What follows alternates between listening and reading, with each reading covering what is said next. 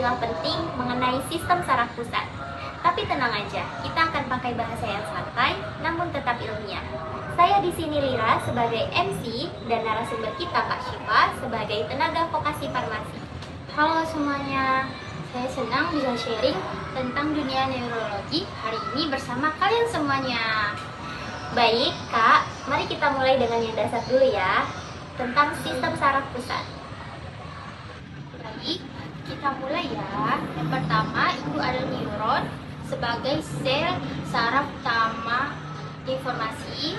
Yang kedua ada glia sebagai sel pendukung neuron. Yang ketiga ada sinaps sebagai tempat terjadinya komunikasi antar neuron.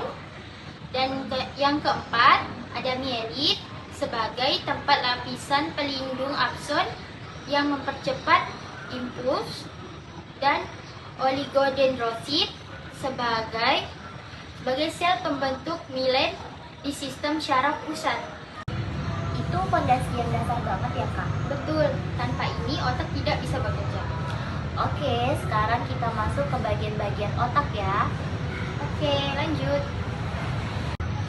Ada cerebrum sebagai bagian terbesar otak, cerebellum sebagai pusat koordinasi dan keseimbangan, lalu batang otak untuk mengatur fungsi vital seperti nafas, medulla oblongata sebagai kontrol fungsi otomatis, pons menghubungkan cerebrum dan cerebellum, dan mesencephalon mengatur refleks visual dan pendengaran, lalu talamus sebagai pusat relay sinyal sensorik, dan hipotalamus sebagai pusat hormon. Wah, mulai terasa kompleks banget ya Kak? Iya, ada banyak lagi. Otak itu kan organ penting, gimana pelindungnya?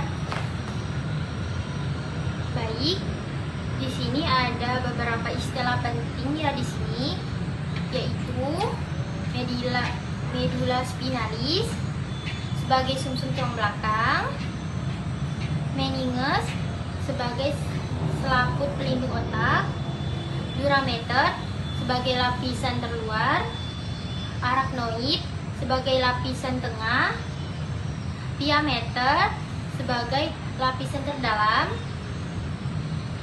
Oh, gitu ya. Ya. Selanjutnya ada cairan cerebrospinal sebagai cairan pelindung otak dan spinal, ventrikel otak sebagai rongga tempat produksi CSP. Kalau bagian kornu itu apa Kak? Itu di sumsum tulang belakang ya. Baik, selanjutnya ada kornu posterior sebagai bagian sensorik, lalu kornu anterior sebagai bagian motorik. Oke, sekarang masuk ke bagian otak yang berhubungan dengan kemampuan berpikir ya? Ya, benar sekali. Selanjutnya, korteks cerebral sebagai pusat kognitif dan fungsi sadar. Lalu, ganglia basalis mengatur gerakan tubuh. Lobus frontal seperti pusat perencanaan. Lalu, lobus parietal sebagai pusat sensorik. Lalu ada lobus frontal sebagai pendengaran memori, dan lobus occipital sebagai pusat penglihatan. Wah, oke. Terus struktur memori dan emosi juga ada ya? Ya, itu sangatlah penting.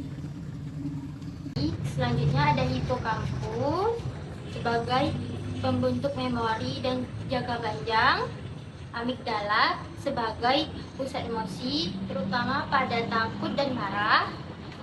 Selanjutnya ada corpus callosum sebagai penghubung kedua hemisfer otak, dan nucleus caudatus sebagai penglihatan bangsalis, putamen sebagai pengatur gerakan tubuh, dan globus palligus sebagai yaitu mengatur motorik halus. Oh, gitu ya. Selanjutnya ada substantia nigra sebagai penghasil dopamin, nukleus ruber mengatur koordinasi otot, reticular formation mengatur kesadaran dan bangun tidur. Oke, kita lanjut ke sistem saraf spinal ya, Kak. Oke, kita lanjut ya. Selanjutnya ada dermatom sebagai area kulit yang disuplai oleh saraf spinal, neotom sebagai kromik satu saraf spinal, dan reflux sebagai respon otomatis tanpa kesadaran. Oke, lanjut nih yang sering dibahas, neurotransmitter. Nah, ini penting banget ya.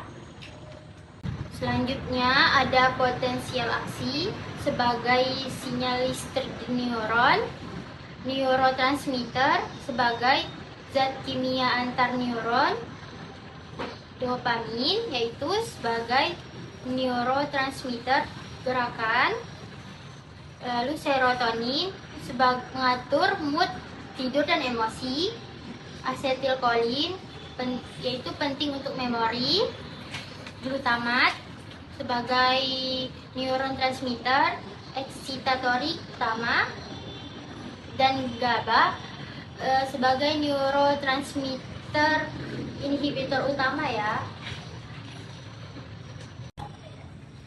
Oke, berarti yang terakhir tinggal kondisi klinisnya ya, Kak? Ya, ada 3 istilah terakhir ya, yaitu ada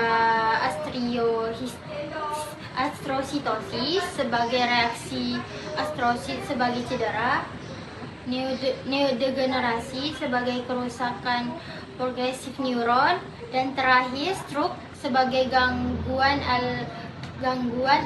aliran otak ya. Wah, lengkap banget nih Kak Syifa ngejelasin ke-50 istilah-istilah di dalam neurologi ini. Sama-sama Mbak, semoga pendengar mengerti dan tidak takut lagi pada istilah neurologi ya. Oke, terima kasih semua setelah mendengarkan Hello Talk series ini. Bye-bye. Bye-bye, sampai jumpa di episode berikutnya.